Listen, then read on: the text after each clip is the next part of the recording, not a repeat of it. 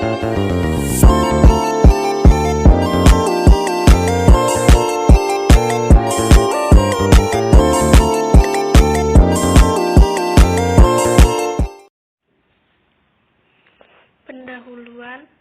Cerpen yang berjudul Batu Belah Batu Betangkup merupakan cerpen yang ditulis oleh Benny Arnas, laki-laki kelahiran Lubuk Linggau, Sumatera Selatan, 8 Mei 1983.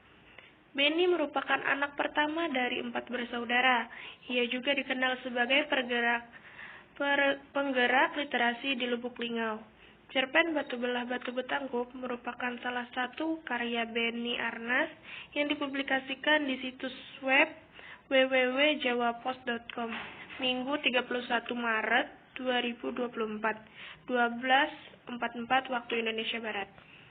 Cerpen ini menceritakan kehidupan pahit seorang tokoh Samila yang berusia 30 tahun, memiliki seorang suami yang bernama Seminggan dan mempunyai anak bernama Jalim dan Jalum. Samila bersama keluarga kecilnya hidup di tengah hutan untuk menghindari keluh kesah tetangga yang mengeluhkan tingkah laku anaknya yang pemalas dan tidak memiliki belas kasih. Secara keseluruhan, melalui cerpen Batu Belah Batu Betangkup, Benny Arnas berhasil menggambarkan berbagai bentuk ketidakadilan yang dialami oleh perempuan dalam masyarakat tradisional, termasuk perlakuan tidak adil, pembatasan peran dan aspirasi, pembagian kerja yang tidak adil, serta diskriminasi sosial dan ekonomi. Penjajakan. Samila memiliki 2 orang putra bernama Jalim dan Jalum.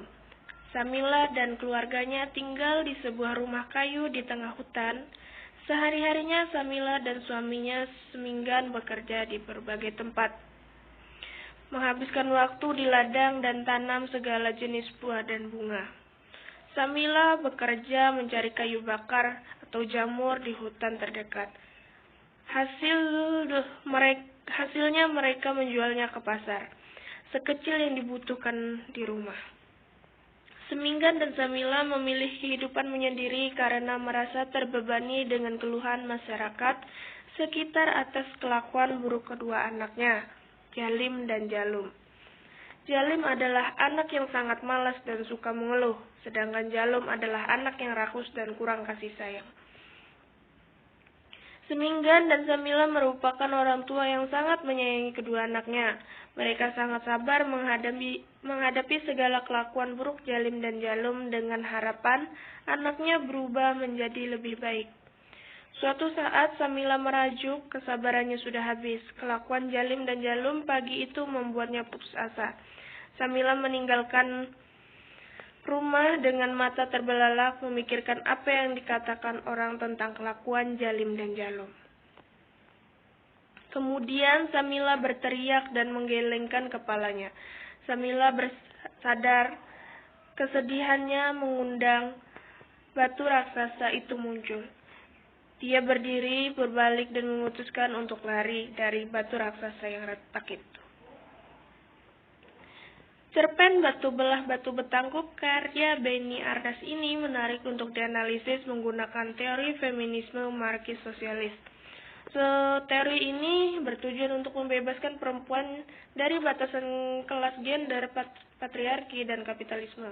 Tren ini bermula dari isu pekerja perempuan di sektor keluarga dan publik yang melakukan advokasi terhadap perubahan pekerjaan rumah tangga perempuan, sosialisasi pekerjaan rumah tangga, dan perawatan anak. Berikut analisis yang peneliti temukan. Bentuk ketidakadilan perempuan dalam cerpen Batu Belah Batu Betangkup karya Benny Arnas.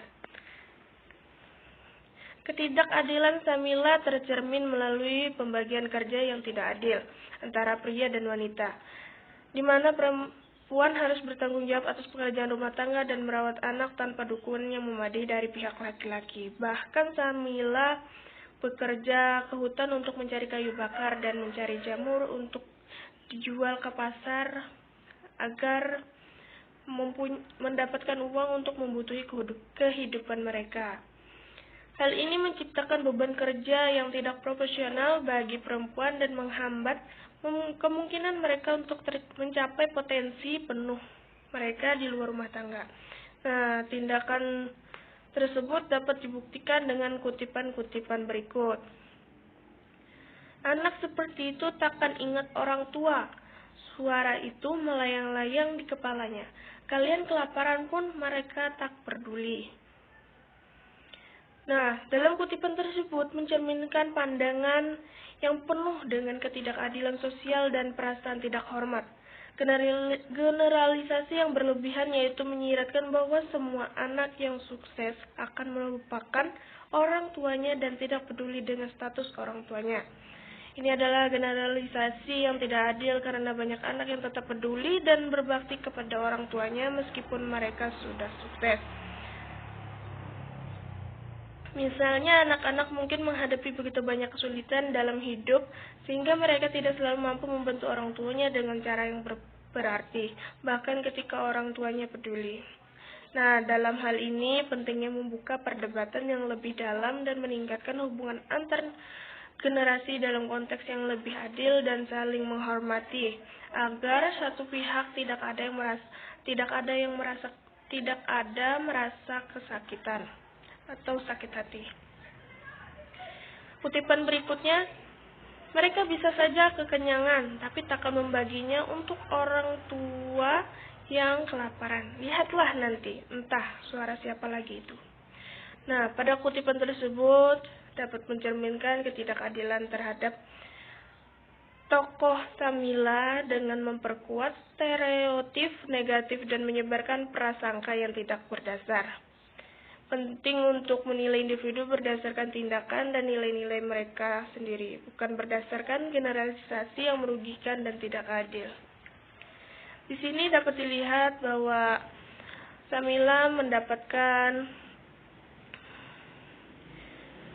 hinaan dari masyarakat terdekatnya sehingga dapat membuatnya sakit hati. Kutipan yang selanjutnya, apalagi nanti kalau sudah jadi orang, kalian akan hilang dalam pikiran mereka. Apalagi mereka, maaf kata, bukan rahasia lagi, adalah anak-anak pemalas. Meskipun kalian punya banyak gelumpai, mereka tidak membacanya, karena bahkan mereka pun tidak bisa membaca. Kutipan-kutipan di atas mengandung penghinaan negatif yang tidak adil tentang anak-anak bahwa mereka malas dan tidak bisa membaca. Kutipan tersebut dapat merendahkan tokoh Samila yang membesarkan anaknya dengan penuh kasih sayang dan menghinanya tanpa bukti nyata dan merendahkan diri Samila tanpa alasan yang jelas.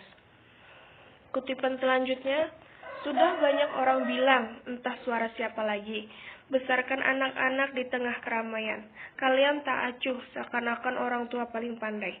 Apa jadinya sekarang? Kalian sibuk di ladang agar anak-anak bisa jadi abdi kerajaan dengan membawa banyak perak. Di rumah, kabarnya kalian malah sibuk dengan Quran dan gelumpai dan mereka di kamar mereka. Kalian tak tahu entah apa.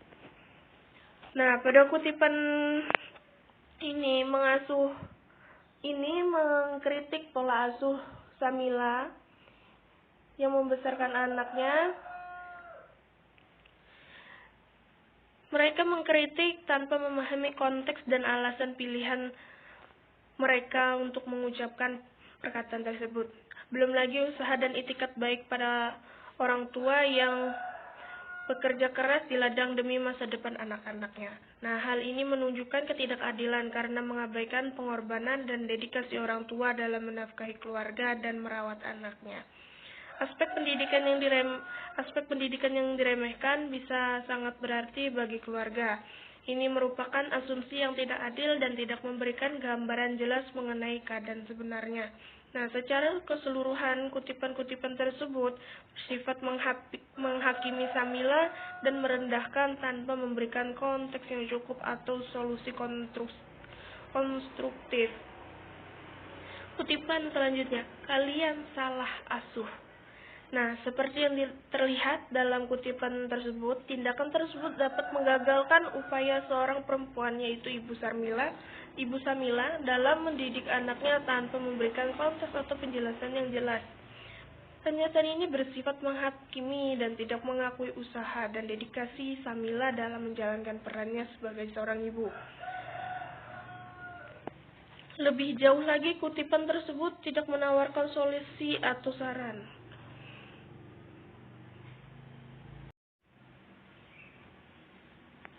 Gerakan perlawanan Samila untuk melawan psikoanalisisnya. Gerakan perlawanan Samila terhadap penindasan dalam penelitian ini ternyata merupakan upaya Samila terlepas dari segala permasalahan yang menimpanya. Nah, gerakan protes bermula dari isu mendasar yang dilakukan perempuan di seluruh dunia. Permasalahan tersebut dapat dijelaskan sebagai berikut. Kutipannya, kenapa aku melihatmu? Samila berjalan mundur. Tidak mungkin, ia bergumam dengan nada yang ditegas-tegaskan. Kutipan tersebut menunjukkan bahwa dari perspektif gerakan perlawanan Samila karena menggambarkan karakter perempuan dengan cara yang cenderung lemah dan ragu-ragu. Namun di dalam cerpen ini Samila bersikap tegas dan kuat. Dalam gerakan perlawanan perempuan, ada penekanan kuat pada penggambaran perempuan sebagai individu yang tangguh, mandiri, dan tegas. Nah, kutipan ini penting untuk menyoroti bagaimana karakter perempuan seharusnya digambarkan dalam literatur.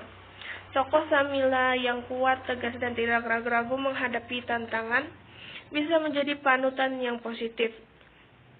Gerakan perlawanan Samila mendukung representasi yang memberdayakan dan menginspirasi, bukan yang memperkuat stereotip negatif atau merendahkan posisi perempuan. Kutipan selanjutnya, bukankah kau membutuhkanku, Samila? Ini belum Ramadan, Samila. Sesuatu berbisik di kepalanya. Mereka belum dibelenggu, apalagi di hadapan orang-orang lalai sepertimu. Suara itu bagai sengaja memojokkan. Selain membaca, bekerja, dan beribadah, apa tanggung jawabmu kepada kehidupan? Apakah kau bermasyarakat? Apakah tidak terdengar terlalu memaksakan rencana kalian mengikutkan Jalim dan Jalung ke ujian kerajaan? Nah, dalam kutipan tersebut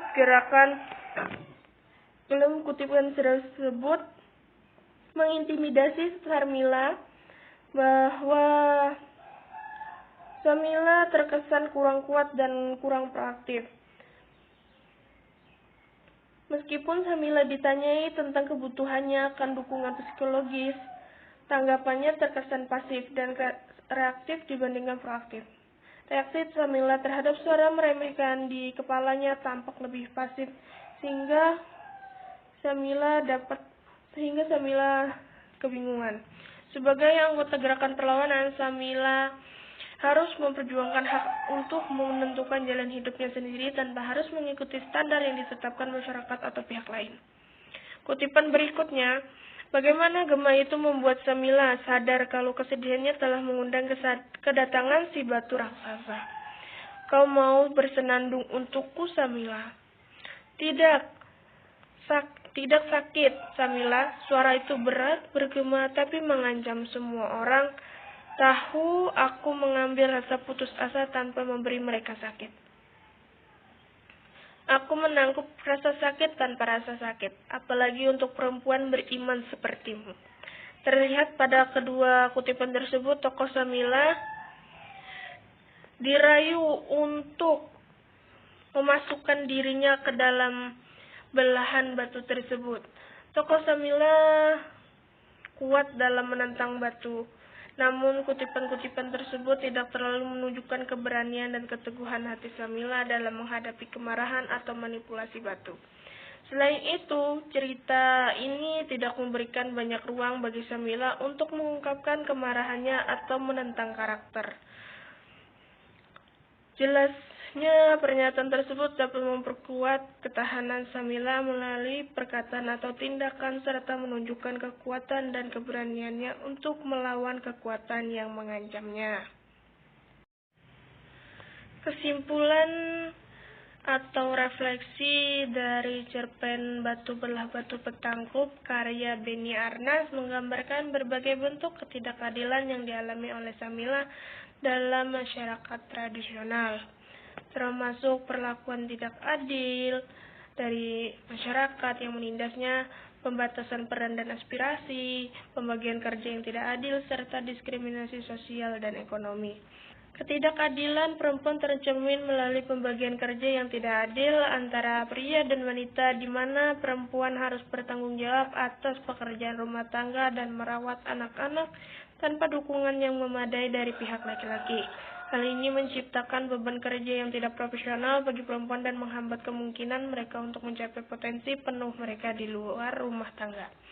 Karakter Samila berperspektif menggambarkan gerakan perlawanan perempuan karena perempuan walaupun sifatnya cenderung lemah dan ragu-ragu, dalam gerakan perlawanan perempuan ada penekanan kuat yang harus digambarkan. Samila sebagai individu yang tangguh, mandiri, dan tegas. Karakter Samila sebagai seorang perempuan seharusnya dapat digambarkan dalam literatur. Tokoh Samila yang kuat dan tegas dan tidak ragu-ragu menghadapi tantangan dari batu belah batu bertangkup dan tantangan dari masyarakat sekitarnya bisa menjadi panutan yang positif. Gerakan perlawanan Samila tersebut mendukung representasi yang memberdayakan dan menginspirasi, bukan yang memperkuat stereotip negatif atau merendahkan posisi perempuan.